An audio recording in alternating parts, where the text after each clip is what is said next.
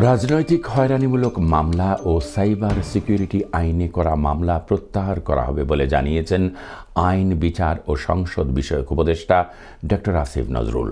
তিনি জানান, দেশের ২৫টি জেলায় প্রায় ২৫০০ রাজনৈতিক হয়রানিমূলক বা গায়েবী মামলা চিহ্নিত করা হয়েছে। এসব মামলায় লাখ লাখ মানুষ আসামি। গতকাল মঙ্গলবার বিকেলে সচিবালয়ে আইন মন্ত্রণালয়ের সভাকক্ষে সাংবাদিকদের সাথে মত বিনিময়কালে একথা তিনি বলেন। আইন উপদেষ্টা ডক্টর আসিফ নজরুল বলেছেন, আগামী ৭ দিন থেকে ফেব্রুয়ারির মধ্যে এসব মামলা প্রত্যাহার করা হচ্ছে। আইন উপদেষ্টা বলেন, গায়েবী মামলা চিহ্নিত করতে আমরা ৪টি ভাগে ভাগ করেছি। মামলাগুলো পুলিশ করেছে কিনা সেটা আমলে নেওয়া হয়েছে।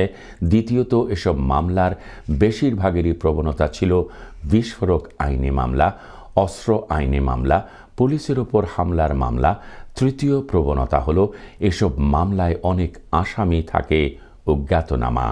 সবশেষে যে প্রবণতাকে আমলে নেওয়া হয়েছে, বিরোধী দলদের কোনো বড় সমাবেশের আগে বা পরে বা গত ৩ ভুয়া নির্বাচনের আগে পরে করা মামলা। তিনি আরও বলেন, এসব চিহ্নিত করে প্রায় ২৫০০ মামলা চিহ্নিত করা হয়েছে। ধীরে ধীরে এসব প্রত্যাহারও করা হবে।